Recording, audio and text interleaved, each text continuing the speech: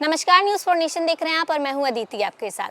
बिहार में जमीन मालिकों के लिए एक बड़ी राहत भरी खबर सामने आई है, या फिर कह लीजिए कि खुशखबरी सामने आ रही है, क्योंकि अब सरकार ने लंबित मामलों का निपटारा करने के लिए, जो भी लंबे समय से जमीन से जुड़े मामले चल रहे हैं उनका निपटारा करने के लिए, या फिर जमीन मामलों में जो भी गलतियां हैं उसको सुधारने के लिए कुछ नए नियम लागू किए हैं।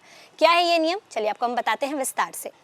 बिहार में जमीन मालिकों और रैयतों के लिए अच्छी खबर है। राजस्व एवं भूमि सुधार विभाग ने जमीन से जुड़ी गलतियों को ठीक करने और लंबे समय से लंबित मामलों के निपटारे के लिए अब सख्त समय सीमा तय कर दी है। उप मुख्यमंत्री सह राजस्व एवं भूमि सुधार मंत्री विजय कुमार सिन्हा ने साफ कहा है कि परिमार्जन प्लस पोर्टल पर आए आवेदनों में अब देरी या लापरवाही बिल्कुल भी बर्दाश्त नहीं की जाएगी।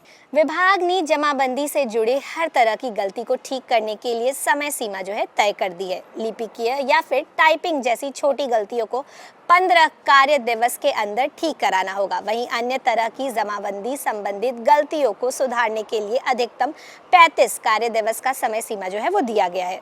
जो जमाबंदी अभी तक ऑनलाइन नहीं हो पाई थी उसे परिमार्जन प्लस पोर्टल पर 75 कार्य दिवस के अंदर अपलोड कराना अनिवार्य होगा। इसी तरह जिन मामलों में जमीन की माप जरूरी है उनका निपटारा भी 75 कार्य दिवस के भीतर कराना होगा।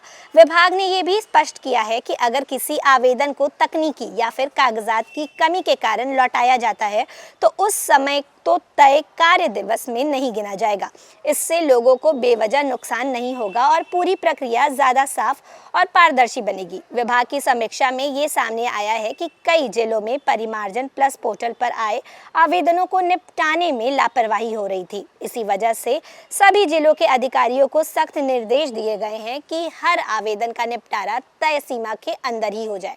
जो अधिकारी या कर्मचारी इसमें ढिलाई बरतेंगे उनके खिलाफ कार्रवाई की जाएगी और इसकी रिपोर्ट विभाग को भेजी जाएगी। हालांकि इस प्रक्रिया के दौरान रैयत का नाम, पिता का नाम, खाता संख्या, खेसरा, जमीन का रकबा और लगान से जुड़ी कई गलतियां सामने आई हैं। इन्हीं समस्याओं को दूर करने के लिए परिमार्जन प्लस पोर्टल को और बेहतर बनाया जा रहा है।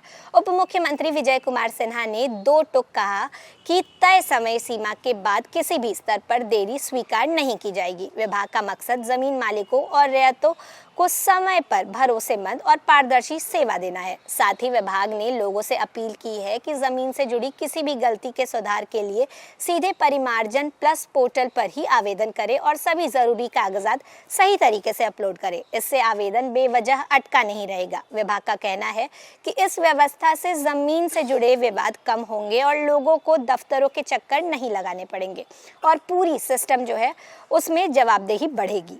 ये थी बिहार के जमीन मालिकों के लिए खुशखबरी। सरकार का ये कहना है कि इस सिस्टम के लागू होने के बाद जितने भी जमीन से जुड़े विवाद थे वो कम हो जाएंगे। फिलहाल इस खबर में बस इतना ही। ऐसी तमाम जानकारियों के लिए बने रहे न्यूज़ फॉर नेशन के साथ। धन्यवाद।